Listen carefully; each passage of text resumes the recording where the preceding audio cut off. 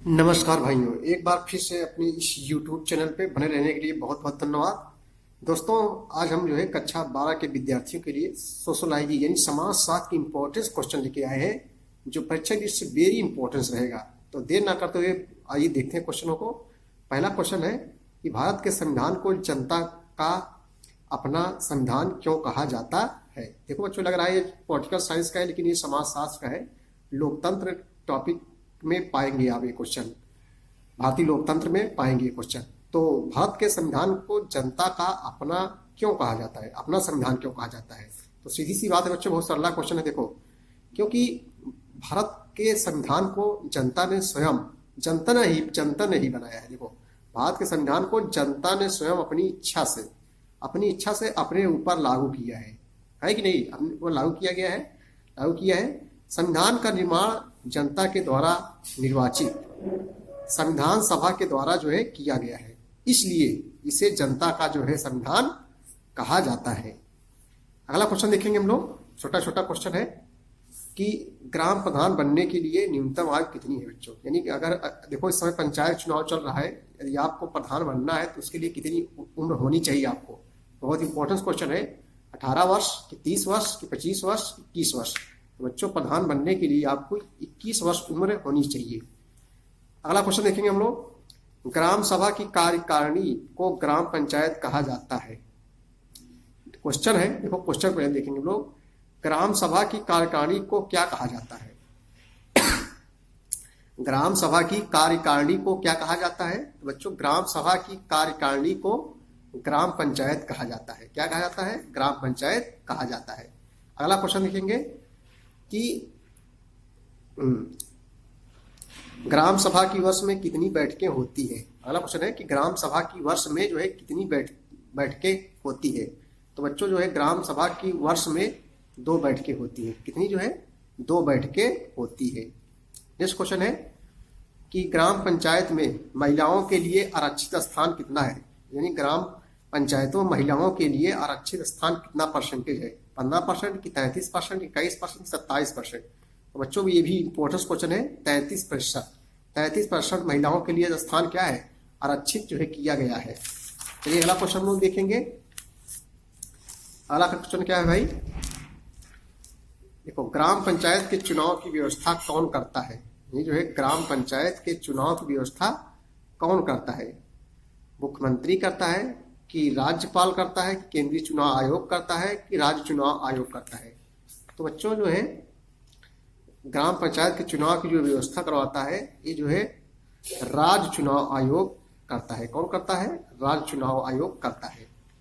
चलिए अगला क्वेश्चन देखेंगे। क्वेश्चन बहुत लंबा है। एक ऐसे समाज की कल्पना कीजिए जहां कोई सामाजिक आंदोलन ना हुआ हो। जहां कोई सामाजिक आंदोलन ना हुआ हो। चर्चा कीजिए,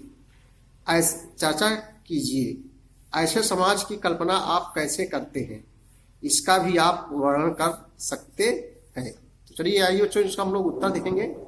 उत्तर क्या है? देखो, सामाजिक आंदोलन प्रायः किसी जनहित के मामले में परिवर्तन लाने के उद्देश्य से उत्पन्न होते हैं। सामाजिक आंदोलन प्रायः किसी जनहित के मामले में परिवर्तन लाने के उद्देश्य से उत्पन्न होते हैं। सरल, परंपरागत एवं आदिम माने पुराना, आदिम समाजों में जीवन काफी सीमा तक स्थिर था। हम लोग सभी जानते हैं जीवन काफी सीमा तक स्थिर था बच्चों। प्रदत्त गुणों के महत्व के कारण परंपरागत रूप से उच्च या शक्तिशाली वर्ग के लोगों को चुनौती भी नहीं दी जाती थी। व्यक्ति अपनी सामाजिक आर्थिक स्थिति को भगवान की देन मानता था तथा वह कितना भी कष्ट दायी क्यों न हो, उससे संतुष्ट रहता था। इसलिए जो है ऐसे जो है समाजों में सामाजिक आंदोलन का अभाव पाया जाता रहा है। परिवर्तन ही ऐसे समाज पीढ़ी दर पीढ़ी एक जैसी विशेषताओं से युक्त रहे हैं। आगे हम लोग देखेंगे संगठन एवं शोषण के प्रति जागरूकता का जो है अभाव भी ऐसे समाजों में सामाजिक आंदोलनों के प्रभाव का जो है कारण रहा है। सामाजिक जीवन होने के कारण सभी कठिन परिश्रम करते थे तथा मिल बांट कर अपना जीवन जो है यापन करते थे। ना तो उनमें किसी प्रकार के वर्गीय भेद विकसित हुए और ना ही जाति जैसी संस्त्राणात्मक श्रेणियों का जो है विकास। ऐसे में ना तो उन्हें कभी सामाजिक आंदोलन की आवश्यकता अनुभव हुई और ना ही इस दिशा में कोई जो है प्रयास किए गए। चलो अगला क्वेश्चन देखेंगे बच्चों हम लोग कि जो है गृहस्थ आश्रम के बारे में आप क्या जानते हैं। देखो कह रहा है कि गृहस्थ आश्रम के बारे में आप क्या जानते हैं। तो आइए देखते हैं हम लोग गृहस्थ आश्रम किसे कहते हैं। चारों आश्रम में गृहस्थ आश्रम भी बढ़िया आश्रम था। आश्रम कितने थे? 4 आश्रम थे। देखो गृहस्थ आश्रम 26 लेकर 50 वर्ष तक की अवस्था तक माना जाता है तथा सामाजिक दृष्टि से इस आश्रम का जो है विशेष महत्व है। भैया सामाजिक जीवन का आरंभ और अंत इसी आश्रम से जो है होता है। इस आश्रम को पूरी सामाजिक व्यवस्था का केंद्र एवं आधार जो है माना जा सकता है, क्योंकि धर्म अर्थ व काम तीनों पुरुषार्थों की प्राप्ति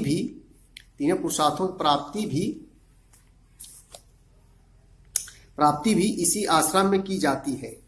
मनु के अनुसार, मनु किसके अनुसार बच्चों? मनु के अनुसार जिस प्रकार सभी प्राणी वायु के सहारे जीवित रहते हैं उसी प्रकार सभी